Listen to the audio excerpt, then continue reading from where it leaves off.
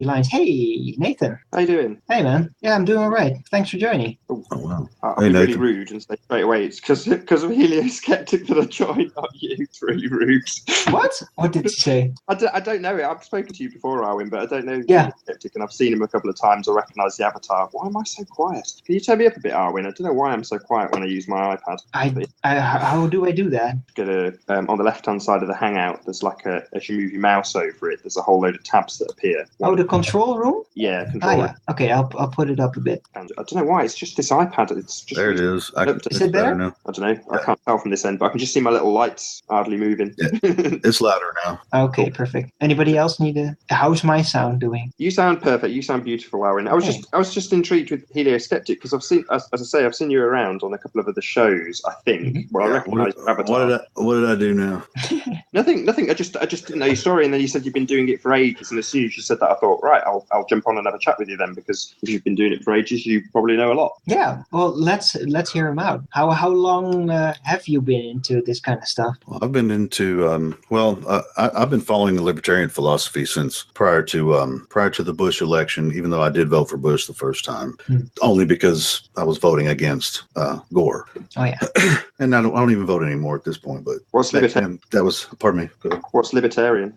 What is libertarian?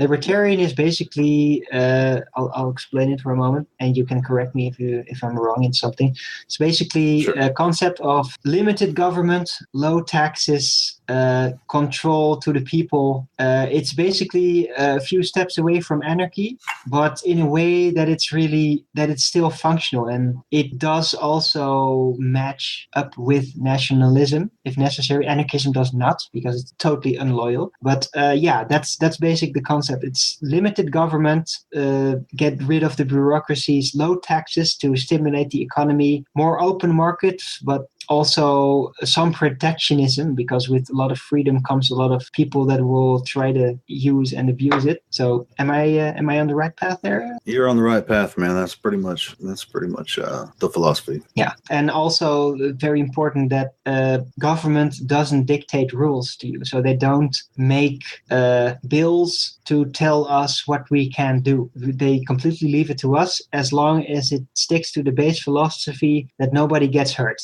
And if they do, then they can sue you. And that's, Yeah, that's basically, because especially like the United States, I mean, as far as the way I've followed the Libertarian Party now, there are so many diverse views and people in the Libertarian Party that it's almost uncomfortable sometimes.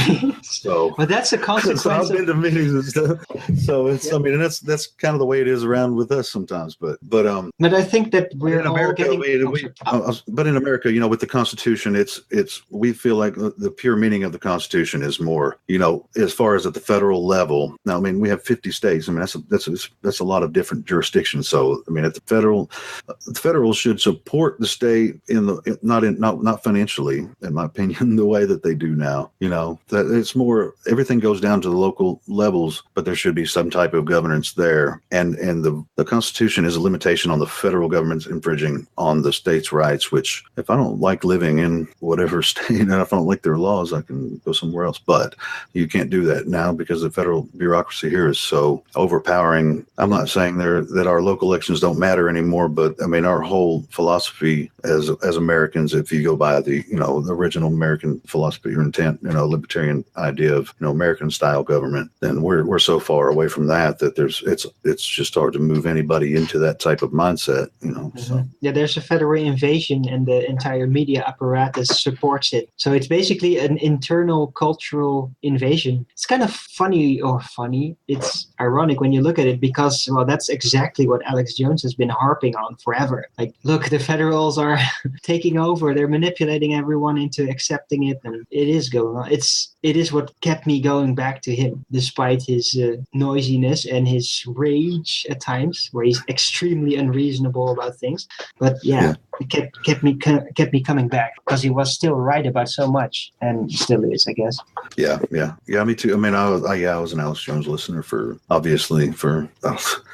the Bush era. I stopped listening after I found Flat Earth, about a year and a half ago. Oh, really? Yeah, same here. I stopped listening as soon as I found Flat Earth. And I think the reason was because, I mean, you're talking about political things, which is something I've never ever had any interest in. I've never voted, never held any interest. It's only since finding out the Earth is flat that you start looking into how you're controlled and who is controlling you, and that's really been all I've looked into pretty much since finding out the Earth is flat. So it kind of pisses me off when people say, "What does it matter?" It's like, well, it matters hugely because that leads you on to realise that you're living in 1984. Yeah, that's what you basically realise when you start along the path. Depending on who you are, I mean, I'm sure there's plenty of people that just literally sit around and watch video after video, and it doesn't actually make them realise anything. They just are told new information, new sources. There are out there like that. You know what my favorite show after I dropped Alex Jones was? Mechanics of the Fourth Wall. Yeah. Is that so? Well, you were one of the first shows, so yeah, I too followed you and Patricia. Well, it started basically with me with Mark Sargent. I still love the guy.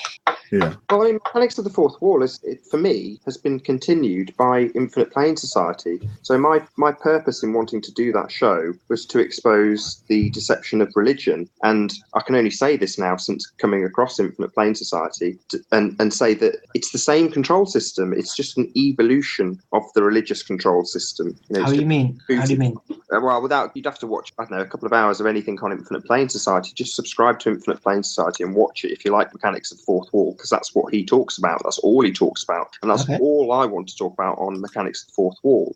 Yes, it's spanned into quite a few flat Earth subjects as well, obviously. But yeah, for me, Infinite Plane Society is the evolution for somebody who is a fan of that show, because that's where I wanted the information to go. And he's stuff I didn't know. It was stuff that I was trying to piece together as we went along and never really did until Infinite Plane Society came along. And, I was saying things like the devil isn't real and, Christianity's a nonsense and all that. And we got a lot of stick for it.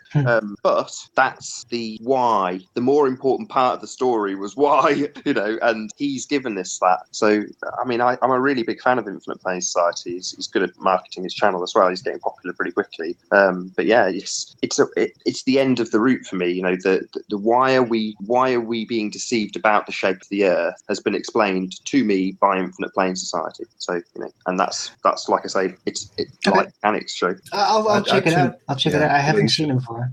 I tend to agree with him in most parts, and I was inside religion since I was born and all and everything. So, and I knew about the Babylonian control system, the roots of it. I mean, at this point, it's questioning how far back it was, in history.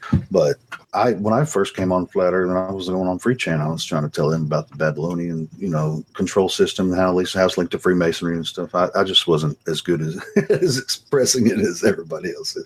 I like to start the conversation and I ask a question, and then somebody that's really versed in it can talk about it, So that is the biggest part of it now. But that doesn't necessarily mean that, because when I was inside Christianity, I knew that, but I still, had an understanding of the Bible, and I believed it. I'm not saying that's exactly what I believe anymore, but it's a very sensitive subject to a lot of people that come into the flat Earth topic. So it may, I don't know. Yeah. If mixing it with flat Earth, I mean, even though they coincide and it describes the entire manipulation, it's a very controversial topic to introduce people to flat Earth. Which, I mean, and then once you get into flat Earth, you get into the other people. You want to go in where you hear, or even Christians can have their own flat Earth thing. Because as far as like the general, which this is, I mean, we're talking about whatever tonight. But if you have a show or whatever, and that's your show, and then Christians have a show, and they do now for the most part. Anyway, I just don't. Yeah, there are many. I'm not saying I want to discuss that, because I mean, I have a lot of friends, even in the flat Earth, they're Christians. So do you, Nathan. So yeah, but anyway, that's What did you want to say, Nathan? Well, I was just going to sort of back up exactly what Helio Skeptic said. It's one of those you route into asking more questions is opened up through finding out one of, or I think the biggest deception mankind's ever had foisted upon them, which is the globe deception. And once that opens your eyes to looking at a lot of different things. And for me, I'm the same as you. I was a Christian. I was raised Christian. My uncle's a pastor. I was in churches all the time. My parents had Bible meetings at my house while I was growing up. It was very, very Christian upbringing. And I left that because I sort of thought it was all nonsense as I was growing up and becoming a teenager. You come to Flat Earth, and for a couple of weeks, I was like, yeah, it backs up what the Bible said, and I knew it reasonably well, nowhere near as well as some of the people in Flat Earth. You've got knowledge scavenger and people like her whose knowledge is exemplary. It's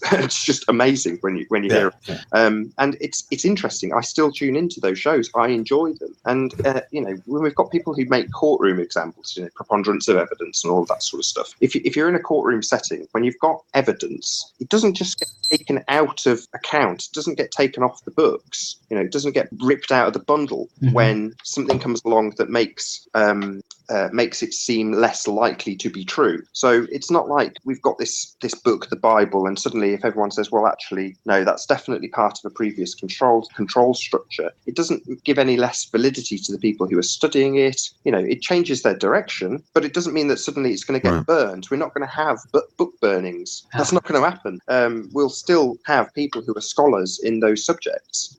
But understanding that it's a control structure, the old control structure, is key for me to Flat Earth. That's if you stop at that point, well, it's not even stopping it. To me now, I see it as a step backwards. You're stepping back into an old control structure to fall back on Christianity. So therefore, that's frightening. Well, Nathan, can I react on that? I think that to a certain degree you are right, but I am now, I have not been raised a Christian, I'll tell you, up to such a point that I really didn't know anything about it when I probably should. When I got involved into really weird stuff, I should probably have known some things because they asked me about it and I just didn't know. But right now, I'm now 37 and I have been going to church, but I'm approaching it in a different way because now, and I talked about it with the Vegan Warrior too, is I don't take it literal anymore. And whenever I notice that people are trying to speak it literal,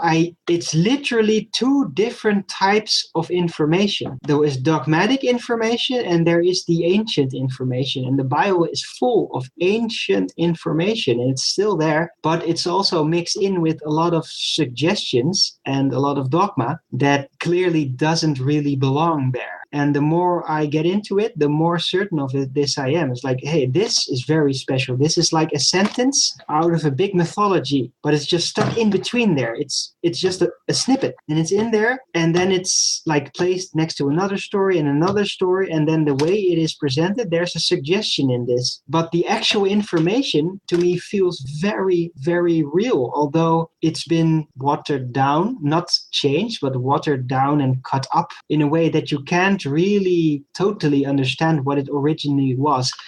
As it were, if you'd have a big raw gem, you could cut it into pieces and cut it out and you'd have this magnificent gem. But yeah, it was originally part of a bigger thing. And when you look at the gem and you're a real expert, you can even tell what type of structure was around it, that kind of thing. And this is what I'm now trying to do with all the Bible stuff. It's just I see it and I see this is dogma, this is crap, this is from this type of controller, this suggestion, and this is other stuff. You can take it one step further with your analogy. So not only has it started off as one big rock and then been made into smaller rocks, the people who have done it have cut the rock in a particular way. Yeah. The light shines through in a certain way. Duh! That's gem cutting.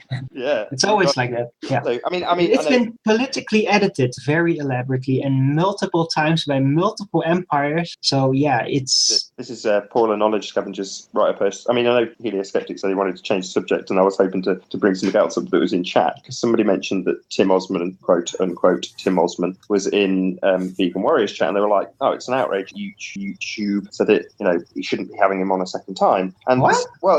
I'll phrase it as a question in a sec, but this is something I've noticed, is that, not knowing things, I think that's wonderful. It might sound to some really weird, but you find out the earth is flat and you realise how little you know. Therefore, I'm all for asking questions. And a second ago, Helioskeptic said, well, I'm just good at posing a question and then getting the answer. Well, for me, it's yeah, man, what's wrong with that? That's what it's all about. The simplest of things now have a question mark at the end of them, where before everything had an answer. Everything was Big Daddy government would tell you how it was, and you didn't need to worry about it. And we trusted them. We trusted them to provide us with the answers, and that's what we based our entire view on. Sure. But yeah, so to get my question in, so when it comes to people like Tim, quote unquote, Tim Osman, and there's a whole load of other people that are not flat earth believers, but have wonderful information. In fact, a lot of them will be detractors. They'll say that they don't, they are anti-flat earth.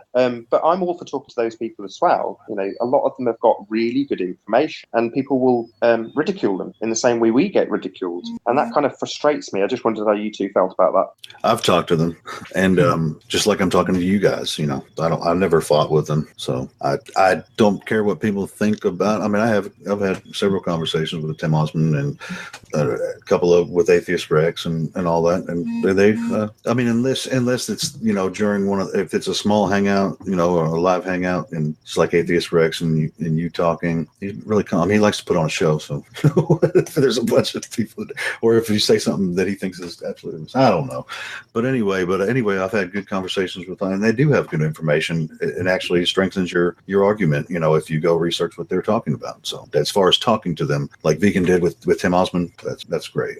Yeah, this is it. I mean, they always seem to me like they're more triggered than me. They're always prepared up. And you've got to question why they're hanging around this campfire. Most people who are comfortable in their beliefs aren't out on a YouTube video looking for the debunking of their belief. They're just not. They're comfortable with their belief, and they're going about their lives happily. But yeah, a lot of these people, they seem to want to convert flat earthers. They want to convert us back to, set us straight. It's like, why do you even care? Who cares? Why are you even here? And I know why they're here. You know why they're here. But that doesn't change that they're here and they're useful. They've got great information. The amount of sly, sparkane information that I've got now under my hood, because I've asked him, I've debated with him. You just have to pick your way through the swearing and the vitriol. And right, I try to watch every debate that I can find. Yeah, definitely. But these people have got great information, and let them get triggered, and don't be afraid of not knowing stuff, because even though they're belittling you, they'll do this often, especially with me, because I'm, like I say, I'll put my hands in the air and go, I don't know anything now, I know nothing. I've got a smile saying it, because I can go out and say, well, what about this? How does that work? Does that really work the way that it's, those are the kind of things that you come up with. Now, yes, the people who are schooled in the heliocentric system will tell you how it is and call you an idiot for not knowing, but that doesn't make me feel stupid. And knowing how their explanation works is great. It means you can debate somebody better, you can fully understand how the bullshit works. But without knowing it, they just see that you not knowing it means that you haven't understood the system that's absolutely factually accurate. And it's like, just because you understand how bullshit works doesn't mean the bullshit's real. It just means you understand how the bullshit's been explained to you and can quote it like a parrot verbatim. Wonderful, great. If there's maths involved, you can feel extra specially clever because you can do an equation as well to go along with it. You can even analyze it. Like, if they're bringing on this typical story, and with their immediate response, and you're stupid, you can easily then basically analyze the entire thing, tell them where they got it, likely, what they're thinking about it, and why they're saying it, why they say it. So we have psychology on our side because we're right. And I think flat earth and psychology go hand in hand in that case. Like, all flat earthers would do good to have some level of psychological knowledge, because you're going to be confronted with craziness and indoctrination, and it's very useful to have this knowledge. Yeah, we get called and trust in yourself. We get called skeptical empiricists for wanting to experience things firsthand and verify them, and that's always going to be the undoing of any of these globeheads arguments, because they can't verify this information. They have to take it on faith, and they don't like it when you tell them that they've got a belief system. They really hate that, because it's tantamount. Well, it is. It's essentially a religion. That's something else that IPS has been pointing out. Anybody who calls himself an atheist, they're not. They're a heliocentric believer. They are part of the one world religion that is heliocentrism. That's it. You are basically indoctrinated into the newest line of faith if you believe that you live on a globe. You are religious. You have a religious belief. And when you talk to these people, you go, well, have you verified that? And they'll get very angry and say, well, no, this is how we've extrapolated the data. Pick anything you like, spectroscopy with the stars and how their distances work and the shifting of the distances. Well, they're never going to verify any of this ever. Yeah, sorry, but every time, that's, the problem with the whole globers is that every time you shove a thing in their face that absolutely breaks the whole thing, they then disregard it every time. It's so annoying, like, especially the moon. The moon is like the biggest problem ever for them. And just don't want to, like, all aspects about the moon is just completely contradicting the heliocentric model. Everything about it. Like, it gives off cold light. It can be full and almost right next to the sun. It's as big as the sun. It rotates around its axis perfectly towards you. It doesn't make any damn sense. While it's always everything about it is so illogical in the heliocentric model. Like, you just have to point at the moon and you basically break them. But that's why they needed the moon landing so badly. Yeah. They never ever admit that. That's their first escape always when you start about the moon. Definitely. Then, yeah. I mean, my favourite globehead is Jem Panda, because if you hear him unchallenged, if he's challenged, he just will not talk about it. You know, his attitude is to say that, oh, we just don't bring that up with flat earthers because it's a presupposition that it's fake. Whereas I heard him the other day on P. Mars' channel, and he wasn't challenged, there on his own, and he's expressing his beliefs freely and openly, and he absolutely buys it. You know, he buys the moon lands, and that's just brilliant to me. I love that, because he'll detail it, because with any heliocentric nonsense, they've had a good solid 500 years to fill in the cracks in the pavement. You know, it's riddled with cracks as a theory. It's, as you say, you're only going to look at the moon. It's riddled with errors, but they've had plenty of time to smear a layer of bullshit on top of that. And when someone's come along and sifted through that bullshit, they've smeared another layer of bullshit on top of that. And people like Jem's Panda, all they're doing is regurgitating the bullshit. You know, the cracks that are there to begin with, they've already been long exposed, you know, and the smear of bullshit over the top, like the moon landing. All of us just go, well, that's obviously complete nonsense. But people like Jem Panda occasionally get their opportunity to say, well, yeah, you've only got to look at their explanations for long enough and you'll believe it. It's like, no, you're having me on. Yeah, I'll go and ask that liar to tell me all about his lies in more detail. Yeah, right. That's never going to happen. Yeah, by the way, did you ever consider that the American moon landing might not have been the first? I don't think men have been to the moon. No, but the thing is, I do remember, that's even historically so, that apparently in an ancient Chinese empire, one emperor tried to make a giant rocket and he launched himself towards the moon. No, that makes total sense. I mean, it would be because it would be, again, like the reboot that the heliocentric system is, the reboot of Christianity or the Judeo faith, whatever. What you've got, sorry, my iPad's collapsing. Lost my train of thought now.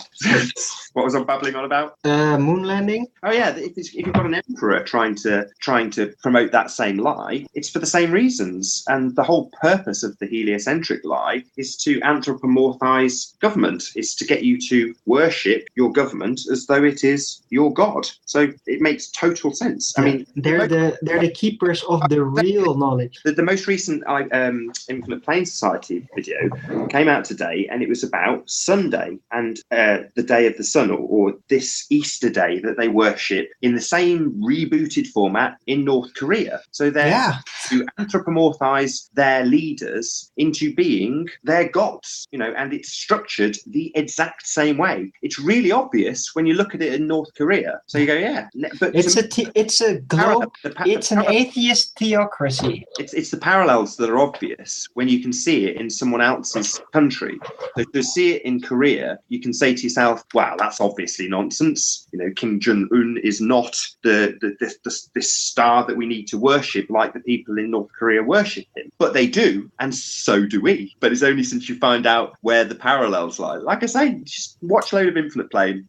I'll definitely check out his channel. Yeah. So, what now?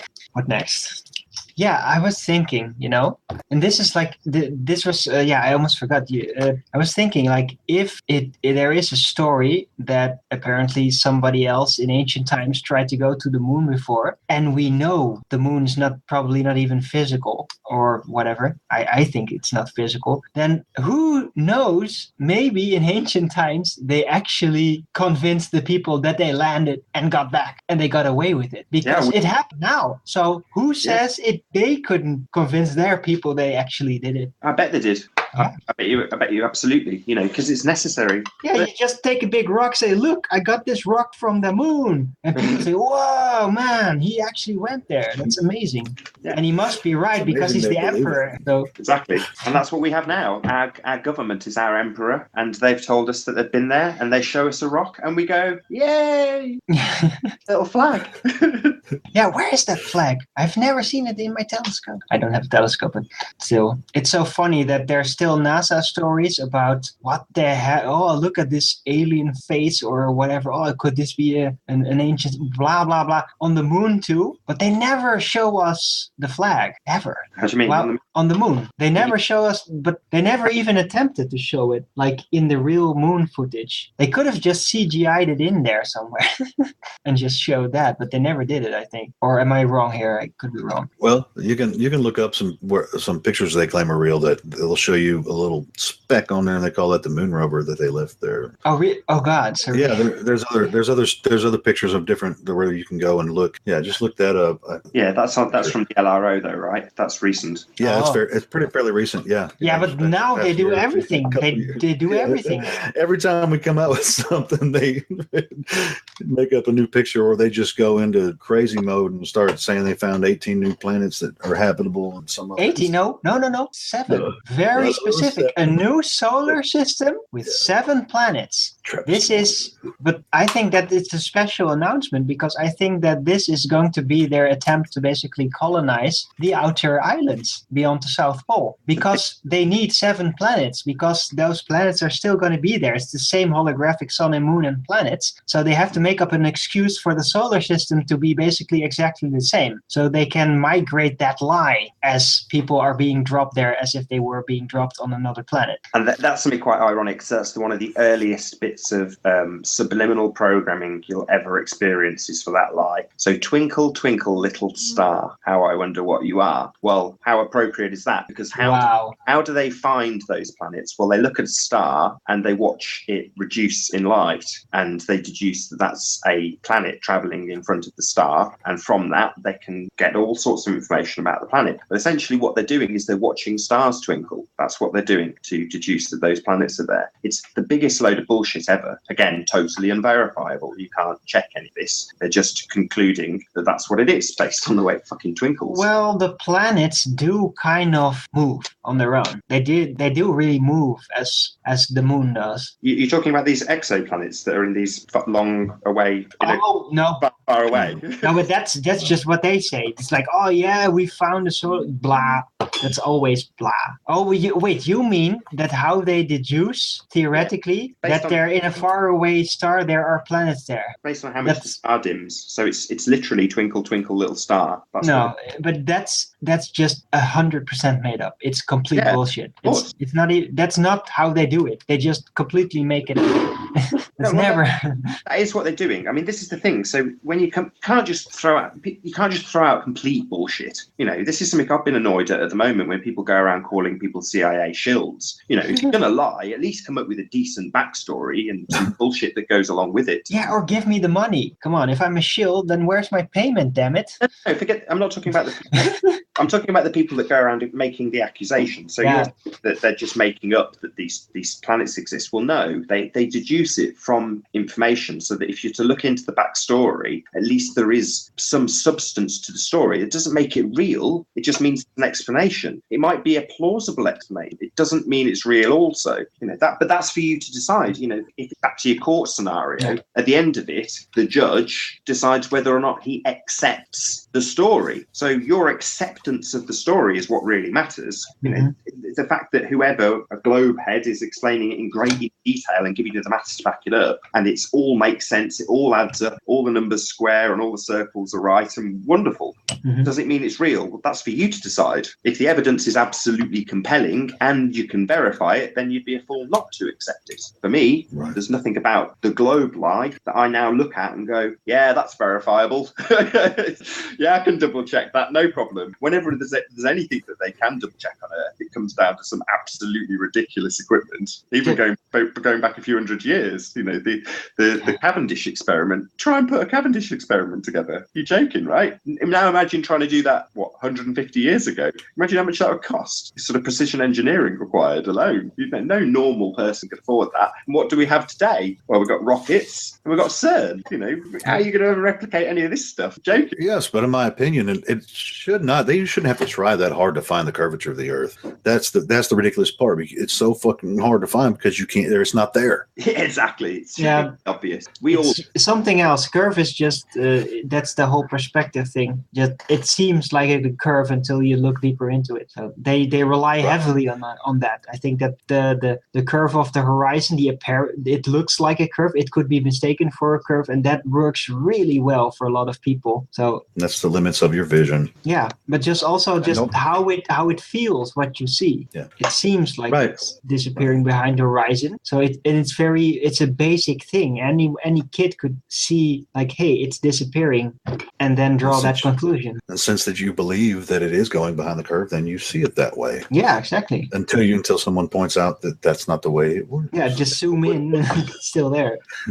Yeah, indeed. And you've experienced this your whole life. It's not like this is something new, but the programming is so eloquent. I am in awe of the heliocentric programming. That's why I'm still keen to chat to Globeheads about how it works more, because the intricacies of it are astounding. Yeah, it's had a lot of great minds working on it. It is still a deception, and it's even so complicated that many of the people who are perpetrating the deception may work their entire lives to essentially perpetrate a lie in a better way and never even be aware of it themselves. To me, that's astounding. I mean, it's so cool. In a way, it is a giant theoretical simulation. In a way, like it's that simulated, like the world built up in that way, and they keep on theorizing on about it and just making it bigger and bigger, but you never really, they never figure it out, but they just keep on building on top of it. And if they're doing some type of research into, either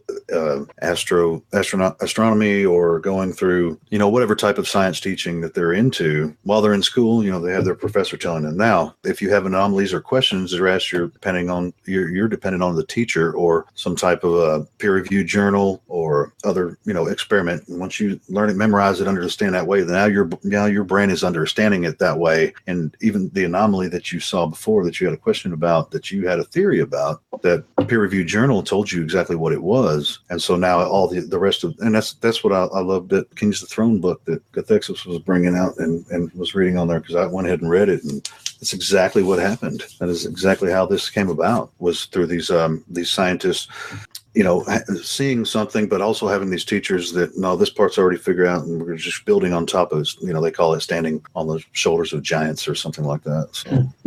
And that's what it's all about. And this is the point. I'm saying that for me, it's now no longer necessarily about waking everybody up. It's more about realizing that you have an innate inner ability to discover the answer to any of these questions yourself, to go out and discover and go, yeah, I don't know the answer to that. Well, let's have a look and find out. Yeah. As opposed to what the education system teaches you.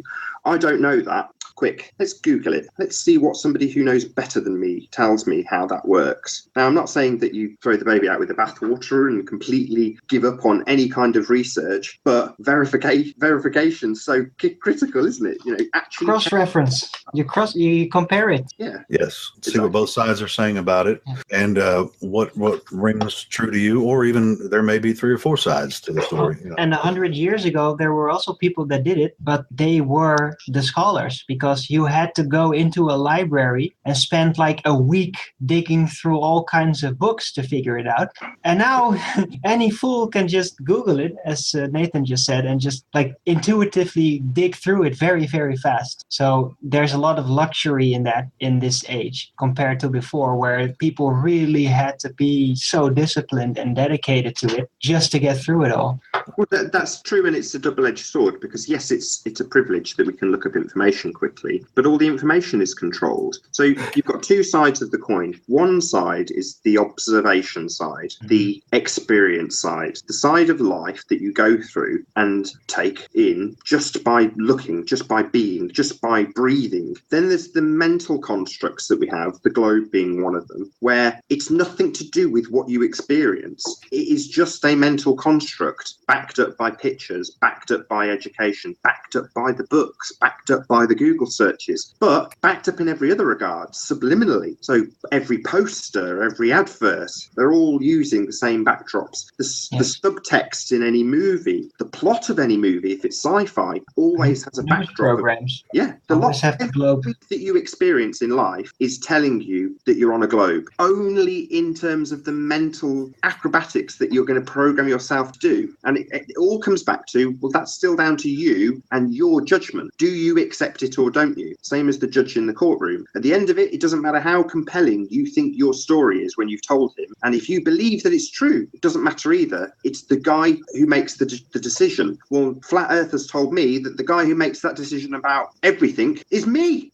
No one else. I can make that decision, thank you. So that gives me quite a lot of confidence to say, well, I don't accept that. Well, it's how this is. That's Globehead reaction. Well, it's in this book. It's been accepted. It's the story. There's a consensus. I don't accept that story. The science has been settled. Yeah, the science has been decided. I don't care. I don't accept it. Well, I want to change your... It's like, that's what you need to accept, Globehead, that you will never, ever make me come to a different decision. I will decide that. That's it. And that's what Flat Earth has given me. I'll decide what is real and what isn't. Thank you very much. You're not going to tell me. You can give me the information if you want, and I can judge for myself. Yeah, and also this is probably even important, is that we kind of undid the whole "you're crazy" stigmata really well. Because even 2 years ago, if you would start talking about Flat Earth, you would get called crazy, and you would be hurt by it. You would be, it would like, oh, damn it, but I'm real serious. Like, no, I'm not crazy. But now we know. Now we know about the globe heads. Now anyone can call us crazy, and then we know,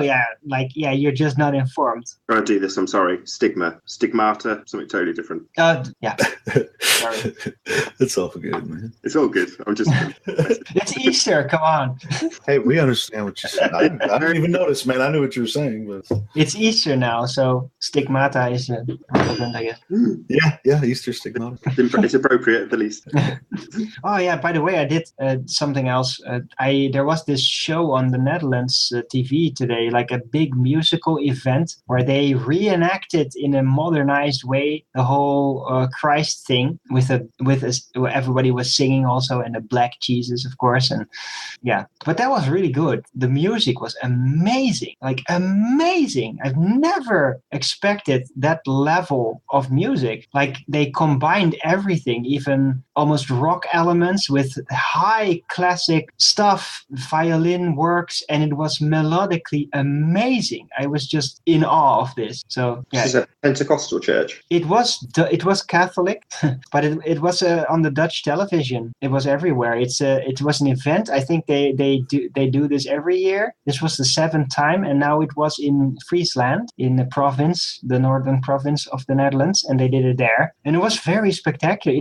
It got a tear out of me at some point even. So it was really amazing. And they also dug into the psychology of it a lot. They really, you will see them acting out the scenes, but there were also meta talk. Like the presenter was also talking about, what must he be feeling right now? That kind of stuff. And it was nice. It was new. I liked it. It was interesting. And it was also like, they specifically made it for Christians, but also for atheists. They even mentioned it, like, some of you will believe this, will take it very seriously, and others will just think it's an interesting event. And it was nice. I liked it.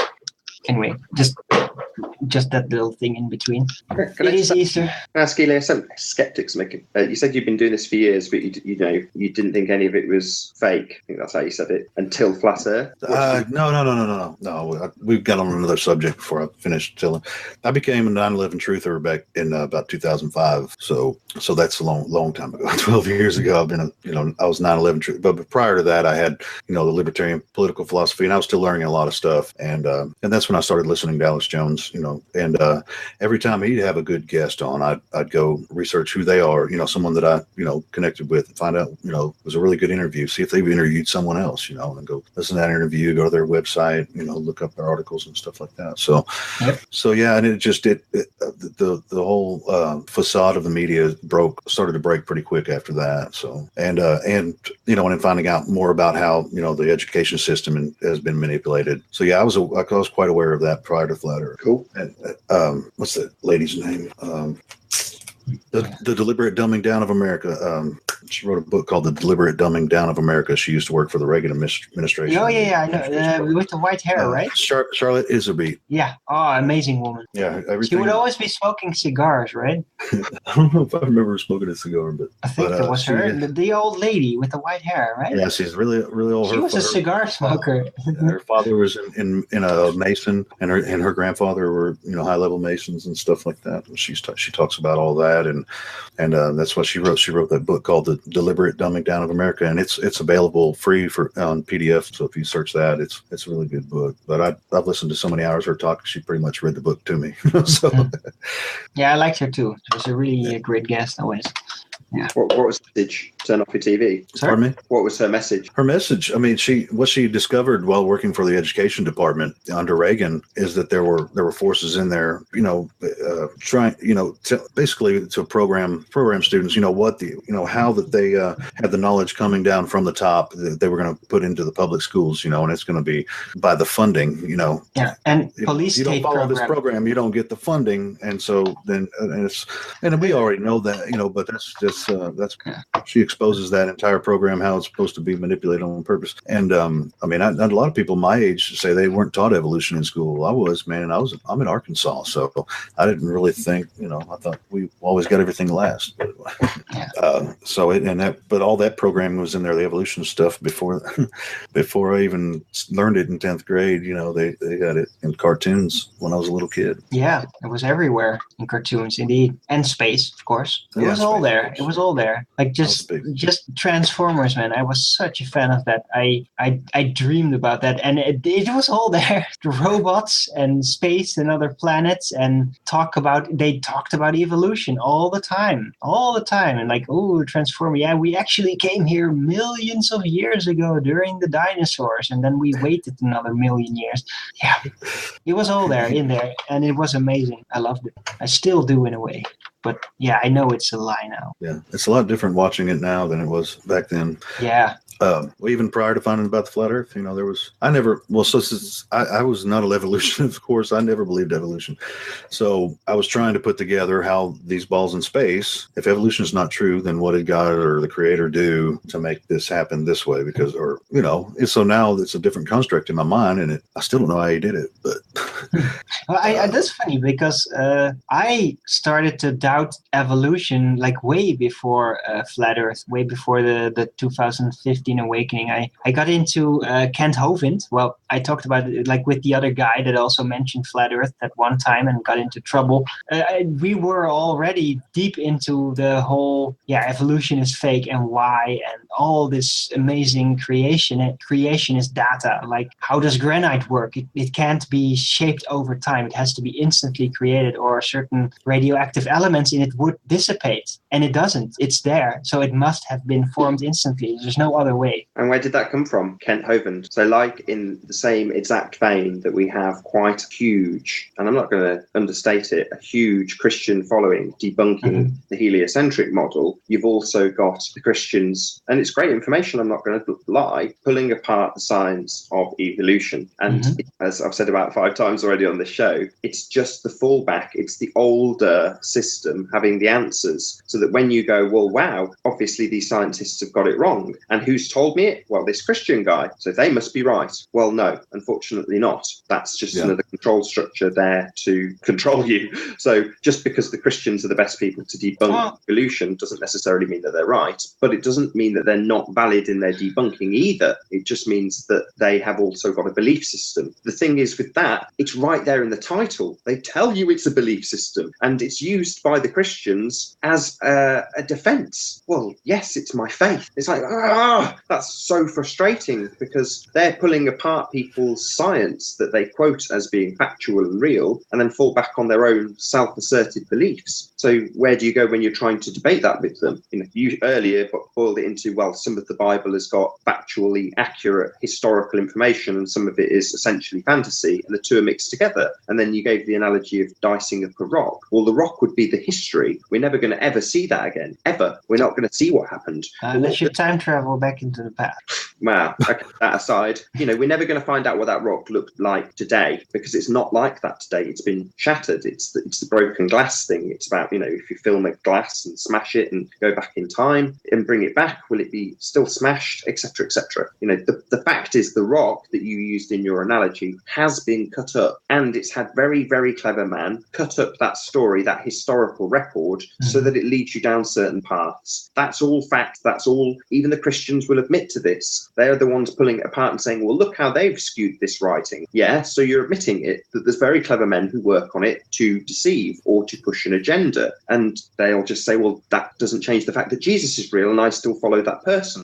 even though he's been engineered into the story in certain ways. I mean, we're back on this subject, but it's hard not to be, without realizing that, like with the creation story or the evolution story, you've got a nice paradigm. One says there was a young Earth creation story. One says there's a 16 billion year old out of Big Bang theory, and the two aren't one coin. You haven't only got one choice in that. Yeah, you can watch the Christians pull apart that theory and go, okay, so it isn't an evolution story that's brought us into being, but you don't then have to say, well, the person who gave you that information must be right then. And the same is said for flat Earth. Just because there's a lot of wonderful Christians doing wonderful work pulling apart the heliocentric model, it doesn't mean that you then have to believe in their belief. Also, just pay attention to their information when they debunk it. And they do it with a lot of videos. I get into a lot of debates. He's a wonderful videographer, but with The Truth is Stranger Than Fiction, a Christian channel for the most part, does wonderful flat Earth work. I love his videos. He and I are at each other's throats. He watches my videos as well. And, if we put each other if we were in the same room together, I know we'd have a laugh. But we are at polar opposites in our opinions in terms of this subject. So I watch his videos, it gets to 80% of the way through, and then he draws a non sequitur conclusion that obviously affirms his belief in Jesus. And I sigh every time, because up until that 80% point of his video, it's been wonderful. But then he tells you to believe what he believes and shows you the conclusions, and he'll give you all the passages in the world, like they all do. I mean, being a little derogatory in my words, I can't help it. It's not intentional. It's just the way I'm phrasing it off the cuff. But that's how it is. They will say,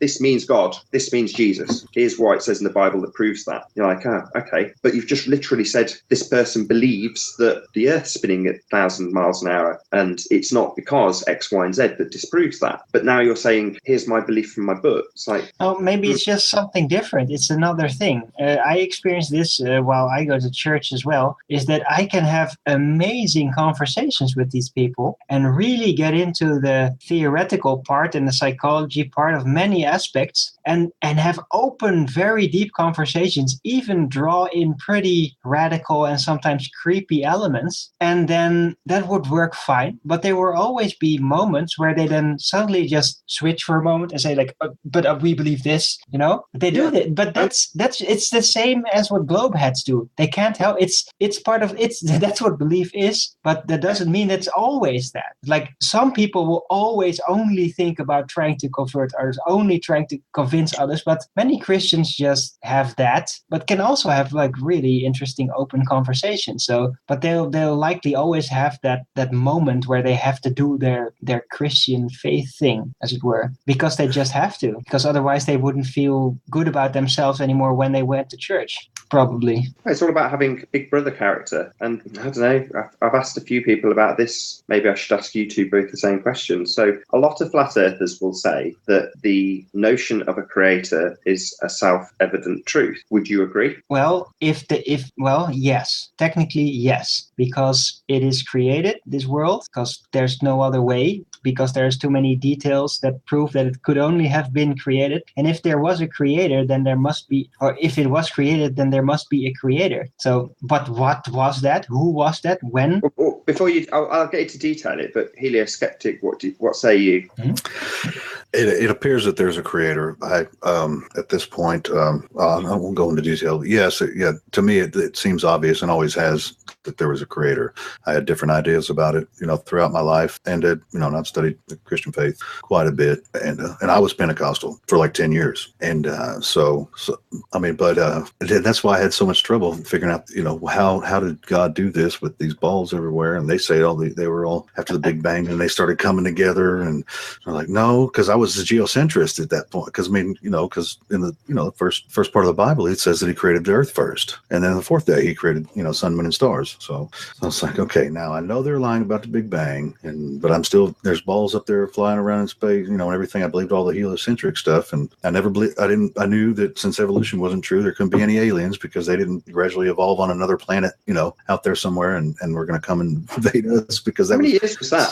How many years were you in that? Because that sounds like pretty rough cognitive dissonance to juggle all those balls for you cognitively. That's hard work. It's just, man, 15 years, I don't know, a long time before flat earth. Yeah, it was because I knew there was no aliens or evolution was not true, but I still believed in the heliocentric model, and I was still a science fiction fan, going to all the Star Wars movies and space movies and stuff like that. I loved them. Still do. I still watch them. But would I be right in saying that when you found out the Earth is flat, that it was a massive relief, that you feel a lot better now? Am I right? Yeah, that makes a lot more sense. That's for sure. It makes a lot more sense. Trying to figure out that God didn't do it this way. Well, at first, I was like, well, okay, he made it a ball. He put it in the middle, put the universe around it.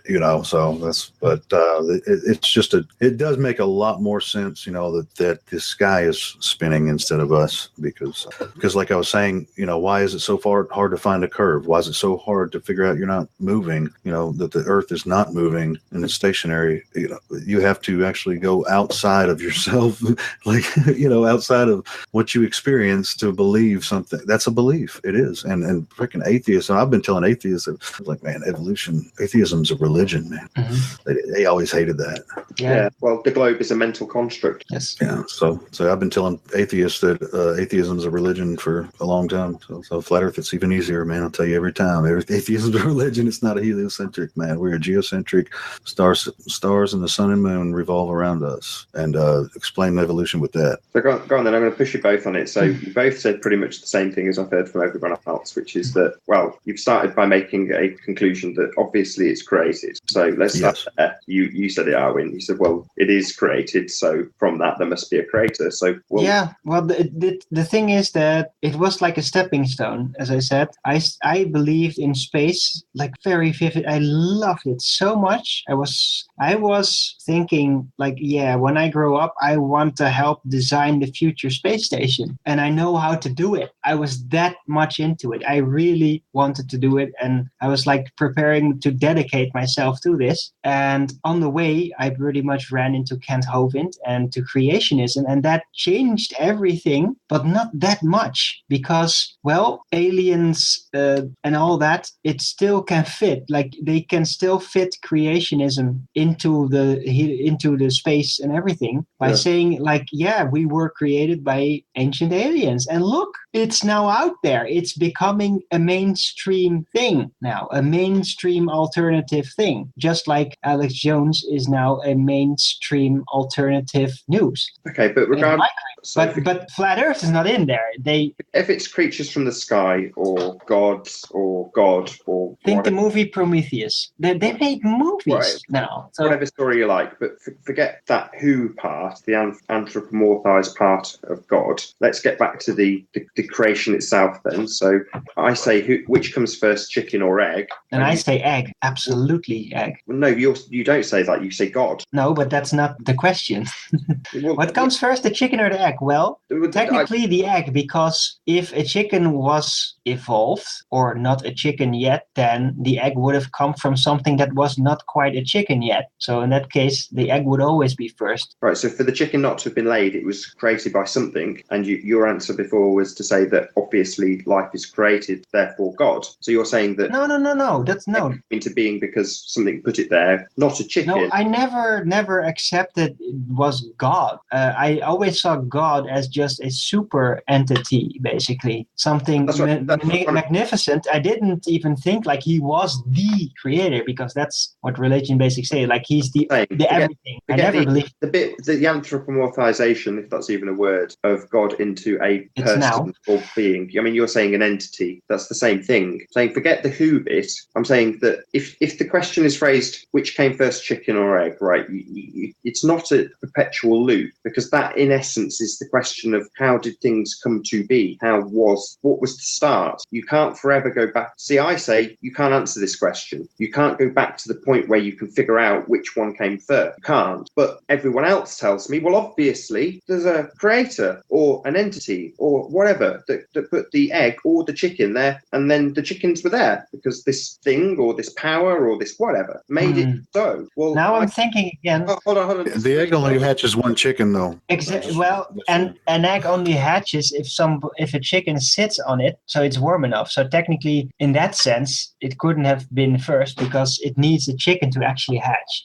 Yeah, I don't go around in a circle. What I'm saying is, I'm saying, why is it obvious that there was something that created either the chicken or the egg? Because everyone who I ask this question says, yeah, creator, obvious. And I go, okay, tell me why it's obvious. And so far, for me, not so good. For other people, they've been waving flags. Dave Weiss put a video up of Infinite Planes Society's answer to that question when I interviewed him. Oh, I love it. I love that you bring this up, this subject, because I have made like a creation story, and it also handles this subject, because I personally believe in this case, I think that's more logical, that things that we know that are here are probably created in different phases. I think that life was created in a different period, in a different phase than other things. So the proof of creation that I know, that I always drag back in there, of granite and the radioactive element in there, that doesn't necessarily mean that was created by the same creator that created us. See? Because there is no direct link in that sense. It just means that whatever the earth was, that was created, but it doesn't mean that we necessarily were created at the same time by the same thing. You've done it again. You've just gone, well, obviously that bit was created. And I'm saying, why? But I told you, because it could not have been created. Granite could not have not been created because it cannot be gradually made. And if it's made instantly, then it must have been created, because nothing comes into existence instantly, because then the Big Bang would be,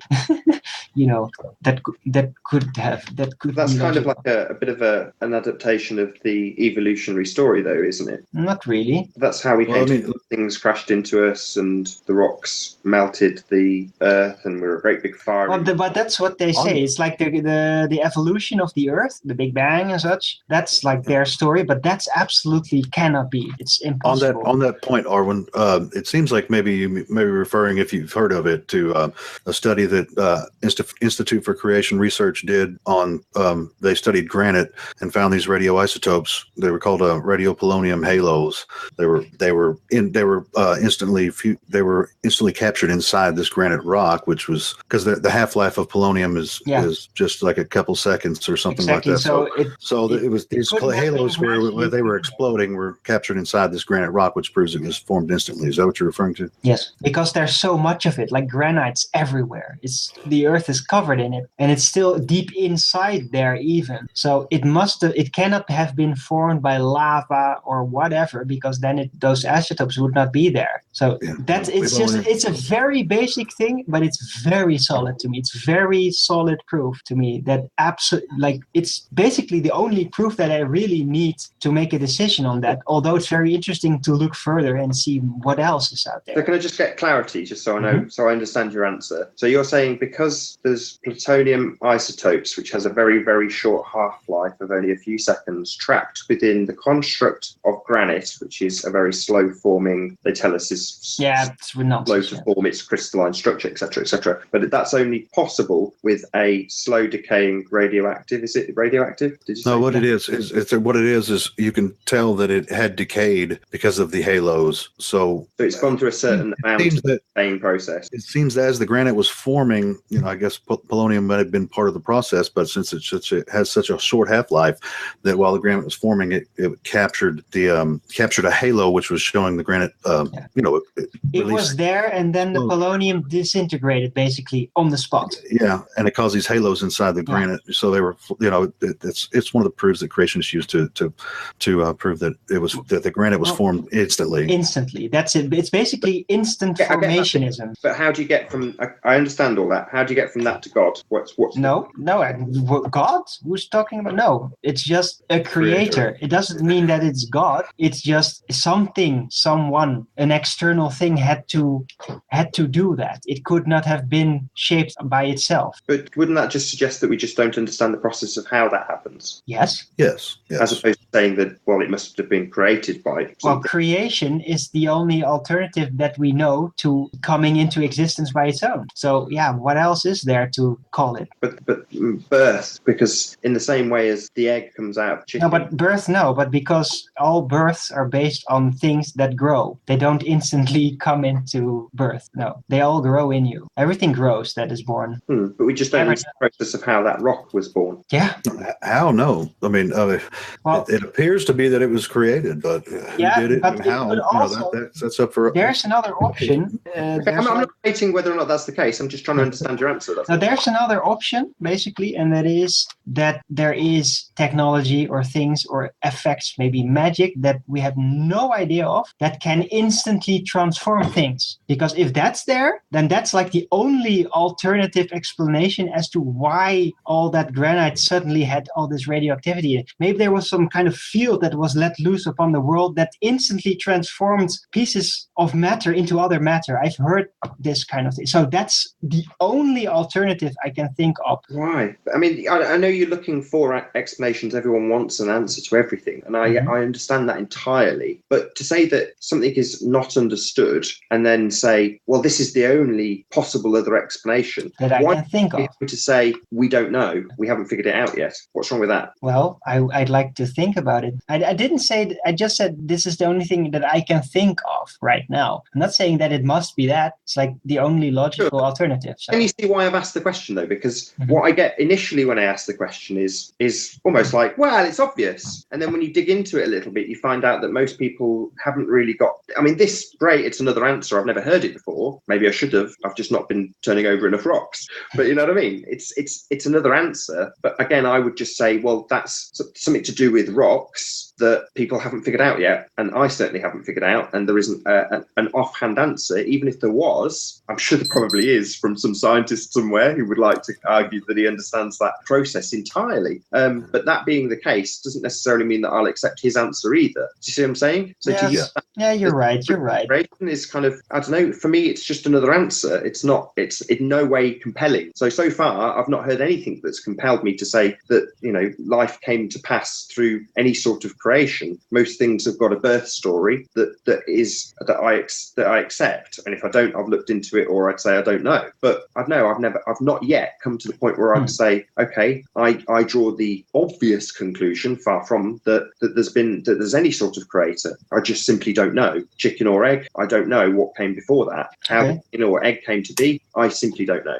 Well, I have to. It's difficult because you don't know what came before, but technically, like, I still am opinionated, I'll just call it, that life was designed. Like, I'm one of those guys that think that intelligent design, because of so many things that I heard. That's pretty obvious. Yeah, like the eye, that's not something that gradually mutates or can even mutate into a function that it performs, because that could never work. Like, and so many things. Like, but that doesn't mean that all life, everything was always that, but it just means that the life that we know, that we have around us, is the most likely to be created by something. But I just see that as a paradigm that isn't necessary. So you've got I've seen the accepted story, whatever they call it, for how the eye developed, and I don't buy it. I'm completely with you on that. But the flip side of that is back to, like Kent Hovind with any creation argument. It's to say that, well, the flip side is therefore a creator. Yeah, but that's his answer.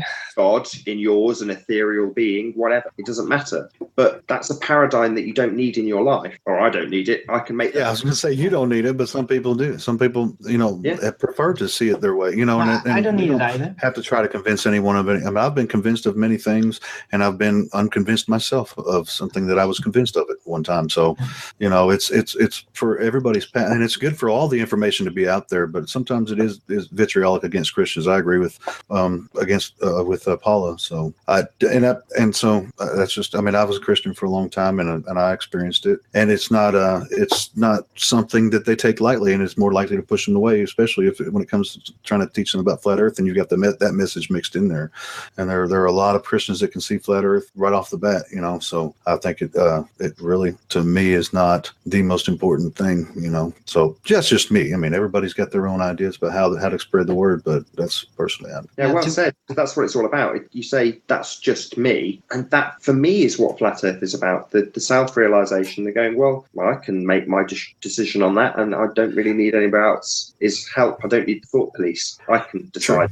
And flat Earth independence. Yeah, absolutely. That's exactly what it is. It's about saying that, but that goes on further. We talked about it at the beginning of the conversation when we talked about your political views and how mine have started to become more prevalent because of flat Earth. Because having none or not caring and just allowing things to happen isn't good either. That's something else that you realise from flat Earth. Yeah. But you do realise that you have the power, and I'm not going to even put that in quotes, the power of one, and that's quite significant. You can do a lot as an individual, huge amount you can do. As long as you don't let that power, that agency be taken away from you, that's it. Exactly. And by realising it, there are certain things that you can say, I won't agree with doing this, I won't do that. And, the power to disagree is also very, very powerful. So, but most people will go along with everything that they're told, everything that they're demanded of by their controllers, by our jailers, by whatever you want to call them, our slave masters. Society. That's what they call it. Yeah. And because,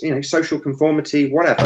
101 different reasons why people will just do it as they're told and instructed. And now, because of realising the biggest lie ever, you go, nah, I don't want to do that no more.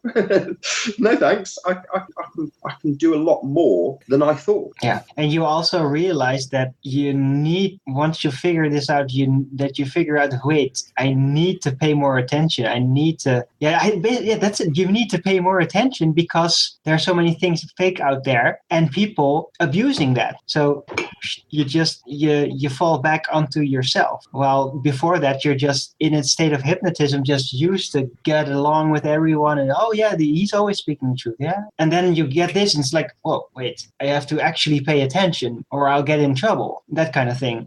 And it helps. It strengthens your character in a way if you don't go nuts by losing family support and all that. I don't know. How did that go with you, by the way, Nathan? The whole flat Earth. Because I know that your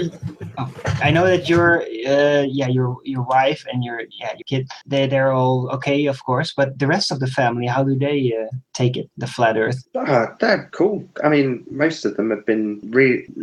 I'm fairly. I'm quite abrasive at times, so I will talk about it whether they like it or not. So it's one of them. They've kind of had to accept it, but not the flat Earth concept, but the fact that I talk about it. And they're, for the most part, they're cool. I've got a very tight family, so I could do weirder things and they'd still love me. Nice.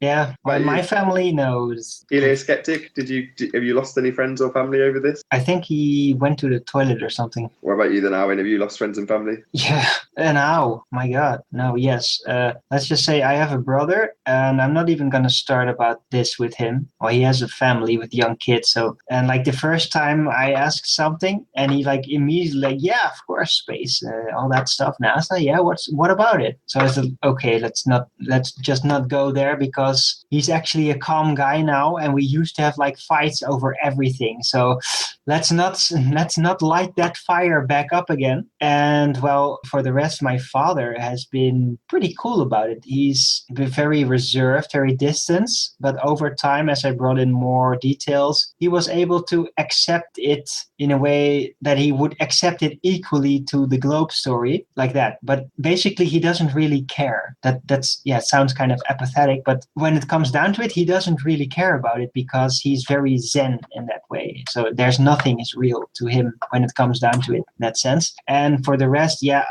I've lost almost all my friends because of Flat Earth. Sounds really harsh, but yeah. Yeah, but you're like me. You've realised the deeper significance, and you're now looking into it further because an appreciation of that deeper significance leads you down a whole load of other rabbit holes. And for me, all of them are good. Yeah, there's a lot of conspiratard nonsense out there that you do end up wasting time on because TV, it's something that I've cut out my life a few times, and now is one of them. I'm just not interested. So some of the channels will put a lot of stuff from TV on them, and I kind of put it on for a minute and go, "You're poisoning me, YouTube." It's boring. you're just perpetrating their lies onto me by saying, "Look, they're lying." You know, it's the guy at the beach with the 3-card Monty, and it's the guy standing next to it going, "Look, he's ripped me off."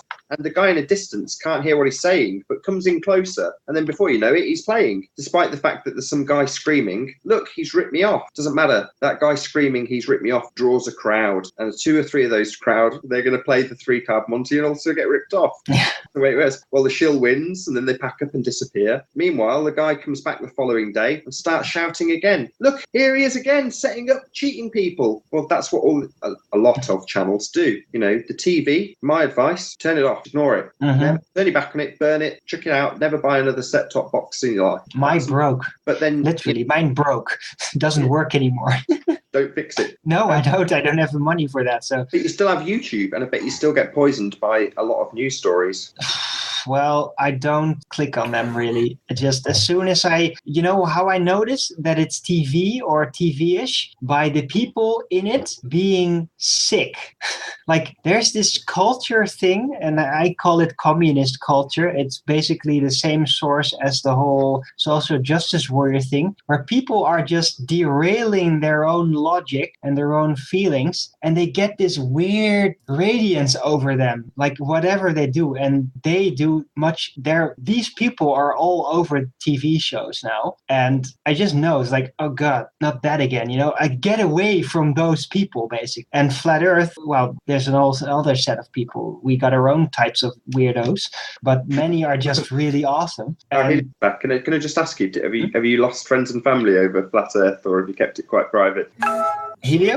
Heliocentric? Are you asking me? Yeah, I asked Darwin when you disappeared, but yeah, have you lost friends and family over this subject, or is it something that you've kept to yourself? No, I haven't kept it to myself. Everybody knows, but we don't talk about it much. But it's funny. My brother, he asked me questions sometimes. Like today, I can't remember how it came up, but he said we were talking about a planet. No, well, anyway, we were talking about a planet or something, and he's like, "Well, where did the word planet come from?" And I couldn't think of it off the top of my head, but I said, "Man, just take the T off the end, and what does it say?"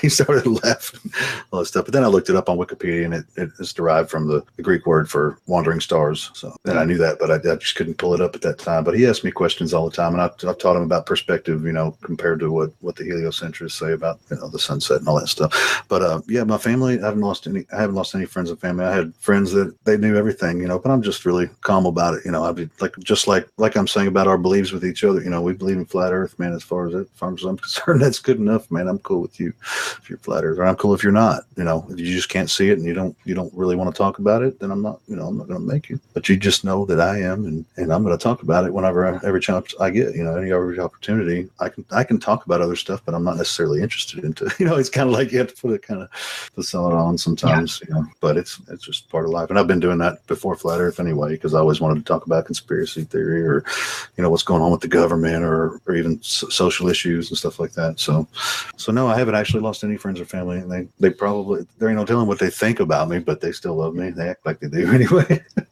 I mean, if you want to talk about things like government, often that's a turn off for some people, and for those people, you just don't talk about it. And for me, I'm into hi-fi. Now, it's a very very innocuous subject. Nothing wrong with it. It's not going to offend anybody. But for some people, it's going to bore the tits off them. It's really boring subject, and they're not going to be interested. Therefore, if I bring up the subject of hi-fi and they're not interested, normally they'll be nonchalant or not interested, and that's obvious. Now, flat Earth, why wouldn't it be anything like that? Why wouldn't it? It's just an astrological subject. It's, I used to put it in that category on YouTube, astrology, and it's an interesting subject to talk about. There's some conspiratorial elements that might put some people off and go, well, that's silly. Obviously, we've got the pre-programming that it's laughable. But why would it be that we get people like, quote unquote, Tim Osman, Jem Panda creating his 50 accounts? Why do people want to ridicule us? I went into Steve Torrance, is it, whatever the guy's name is, chat the other day, and I was chatting away with one of his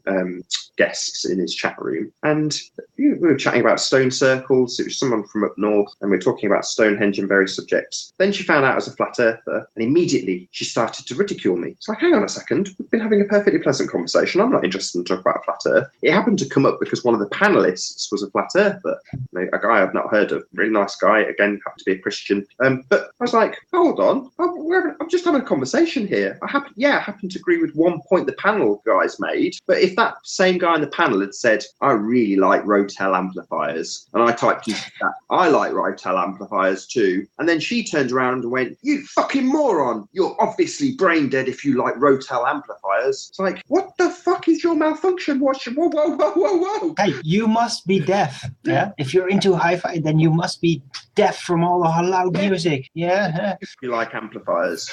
Like, what kind of nonsense is this? I agree with his astrology. So what? But suddenly, that means that I've got to be ridiculed. Well, we were just talking quite coherently about the stone circles of Britain. I don't know your educational background. She doesn't know mine. We're just two people in a chat room. And it's not like in that chat room, she's suddenly going to change my belief. Are you having a laugh? You think you're going to suddenly change my views in this chat room? What are you, nuts? But you're calling me nuts. What? Well, how is this? It's the most psychotic thing ever. Yeah, I can't. I mean, if everybody notices, I don't chat a whole lot. I'll say hi to people, or if I'm responding to something somebody said in there, I don't go in there and chat a lot. But I have a Facebook page. I don't even share on there a lot. But one of my friends that I used to go to church with shared on his page when Shaq, said he was a flat earther. He put the article up, and he said, I can't remember what he said. He said, I would laugh, but it's just sad. And I don't talk about flat earth on my main Facebook page for the most part. I put a few things on there, but for the most part, I don't put post up and argue with my friends all day about flat earth. That's just not something I do. And but this one post, I was like, since he brought it up, I'm going to go on there. And I said, it's true, but it's no laughing matter. So he texted me back, and at first they thought I was kidding. They were like laughing about it, but then he typed a big long thing about asking me all the basic questions. They're both going over the curve and all that stuff.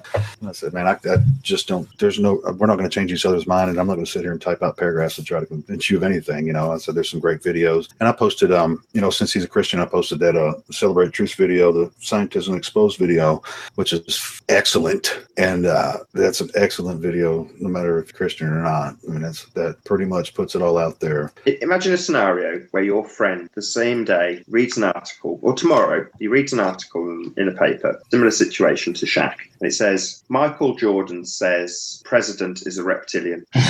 Right, just for the sake of argument, right? Michael Jordan says he believes that the elites are reptilians. That's a feasible story, right? A few people who believe that. I mean, that I got one for you. No, just let me get to my point now. Hold on. So you have that scenario, and you text him and go, yeah, I agree, because he happens to get in touch. Yeah. Do you think it would end up in him quoting all of the anti-reptilian stuff to you in a text? Do you think it would be the same scenario if it was reptilians as opposed to flat earth that Michael Jordan had come out with that day? Do you think it would have got the same reaction? That's why I'd rather have a conversation about it.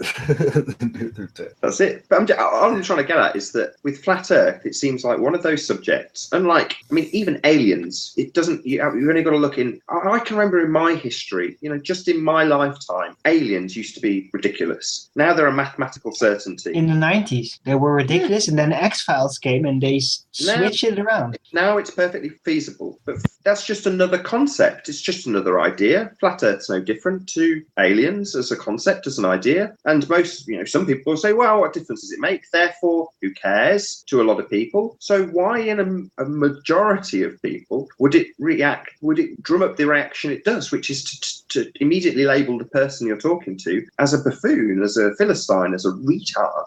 Oh, probably because of the conditioning, because the first time in school, they probably spontaneously thought, yeah, sure, it's flat. And then they got really, really punished for it in front of everyone. I remember that happening to me also. So that's the reaction. It's like a very ancient pain that's being triggered. And you never get, or before that, it's very unlikely you'd ever been triggered by that, or very seldomly, and you forget about it immediately. So it's like an ancient pain coming back to you, and it's like you want revenge for that, so you start ridiculing. Yeah, I see it as when helioskeptic said earlier that he's got the Christian and the heliocentric belief all at the same time. I mean, that's torture. That's probably why you found flat Earth. But for most people, the torture's not quite as severe as that, but it's still mental gymnastics. In order to believe that you're on a spinning ball flying through space, you've got to be in cognitive dissonance most of the time that you're thinking about it. And if you study it, all you're doing is bolstering the programming, bolstering the brainwashing, and that exactly hurts. And it makes you more susceptible. And that's what I was trying to tell Arvin earlier. I'm not trying to convince you of anything, but that you are under a spell, or the mass public is under a spell, and that is a very large key to the spell, and it makes us easier.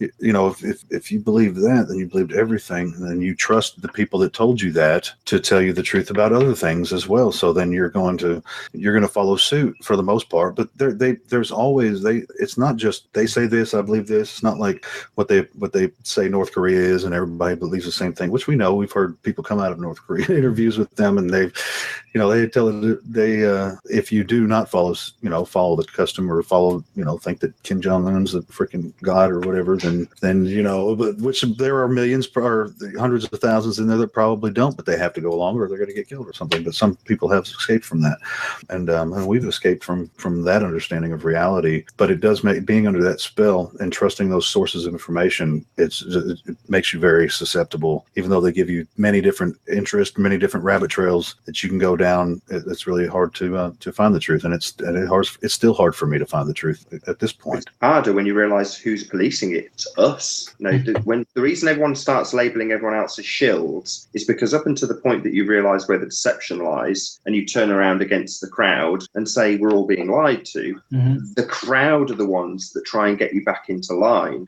They're all the deputies. Yeah, they're all been deputized into this thought police process of telling you that you're on a globe. So they're going to tell you pretty quick sharp that you're incorrect, that they've been educated, and that you are, by thinking that, an uneducated Philistine. That's what they tell you in school. They've been initiated. It's not educated, it's initiated. Well, yeah, it's initiation, but what they actually tell you is we, the collective, used to think it was flat. Now we know better. Now we've got a lot of proof that proves it. You don't need to think about it anymore. But the smart people know it's a globe. The thickos, they used to, when they were thick back in the day, back to the evolution story, when we were a bit less developed, a bit more like monkeys, we didn't think it was then. Yep. I got to tape up my knuckles every day, man. You're a monkey. You're a thicko. Yeah, but apparently we evolved pretty rapidly after the medieval times, that we were still so stupid to believe that the Earth is flat back then. But yeah, we found a lot. Yeah, we expanded the amount of theory based upon the original lie. There's so much now that yes, it's more convincing because it's just a bigger story now. It's a better story. That's why I'm saying more pictures, and it's a masterful, incredible, wonderfully constructed story. Because you compare it to North Korea, and it's their story of getting Kim Jong-un to be God is a much more flimsy story when you look from the outside in, and they're ruling with an iron fist to attain the same result as we have in the Western world. As is a 500-year, much more complex deception. I described it as having lots of cracks being filled in with bullshit. But that deception still worked without needing the iron fist, because the powers that should not be have utilized that power of one. So when I say, oh, wow, it's a great discovery to realize that you can ask questions, you can realize you don't know everything, and that's empowering. I put all that in the bit of this show. But the elites have realized that they can utilize that power, the power of one, the power of me, to protect their bullshit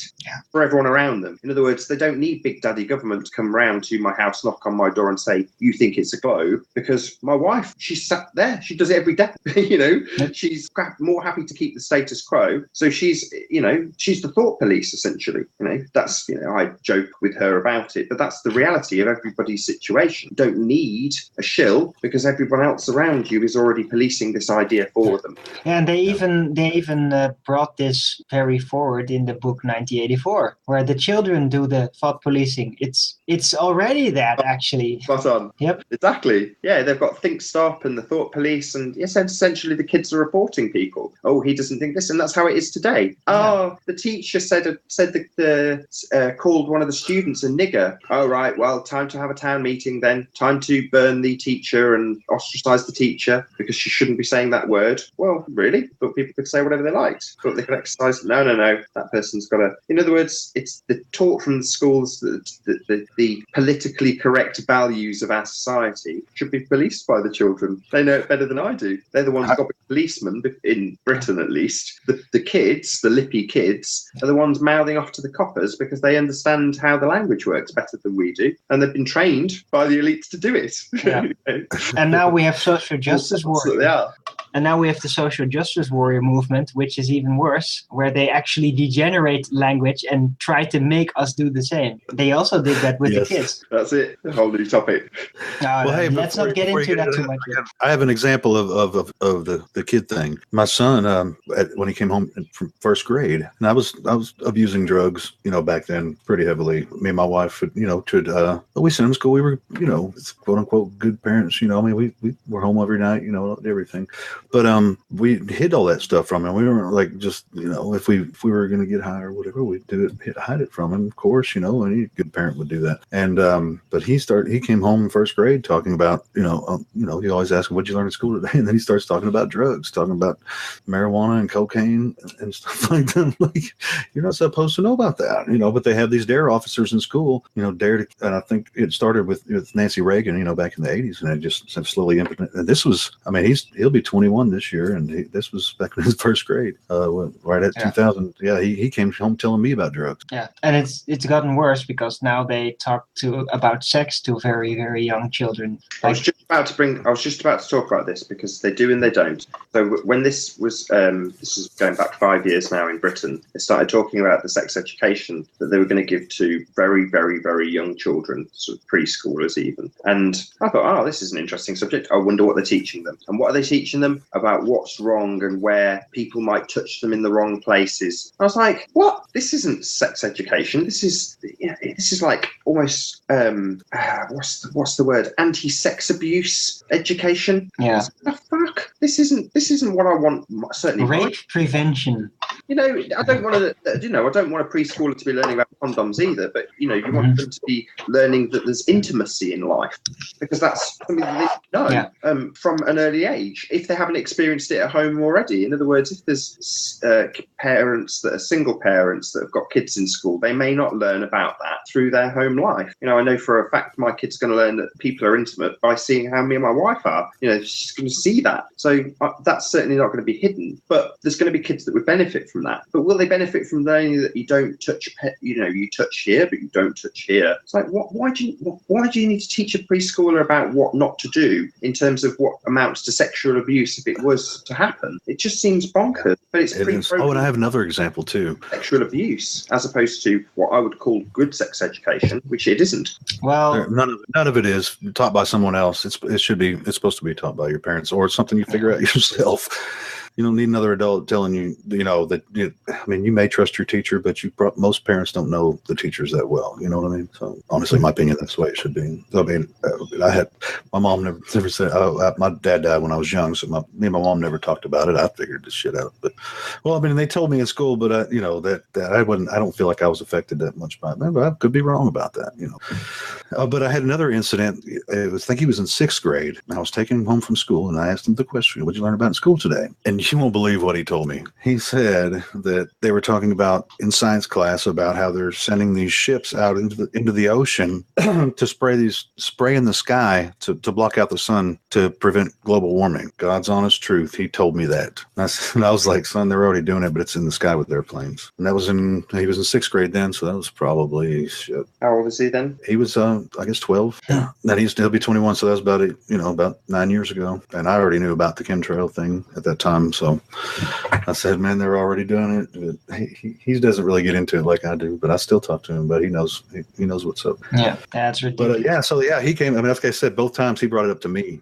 and it's the school that's telling him it, and obviously you can't be in the classroom to know and analyze the spin, and it's going to be carefully thought out by. It's back to your analogy with the big gemstone. That's another of the old rock, isn't it? It's going to be carefully crafted. The light's going to shine through that stone in that classroom the way they want it to. Yeah. So, hey guys, it's been really nice, but I'm getting kind of hungry, and we've been on for at least 3 hours now. So I want to cut it off. Basically, you guys wanted to say anything else, or wanted to add something more before we end the show? Avatar. What's the face? It's like a mask. Of Helioskeptic. Yeah. You're talking about me? Oh, I'm sorry. That's an accidental selfie I found on my phone.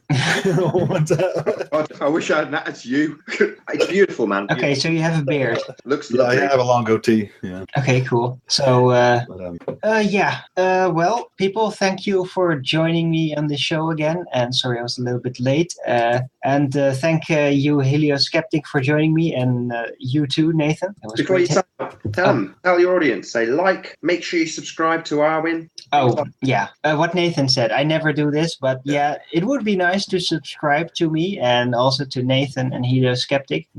Especially Nathan's very active. And, you're right, Nathan. I'm sorry to interrupt, but yes, we have to start doing that for each other. Even in the chat room, check out someone's channel if they're subscribed to other people that you like. If you feel like, go ahead and subscribe to their page. I mean, it's important. We start to build everybody up, because the more likes you get on your page, the more subscriptions you get, the more people will find your Flat Earth page in the search for Flat Earth.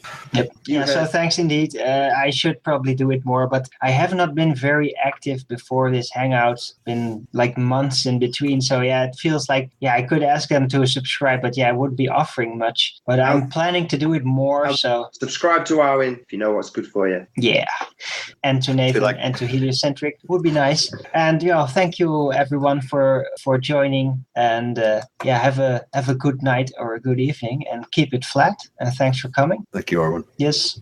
See you guys. Nice to meet you. How do you stop?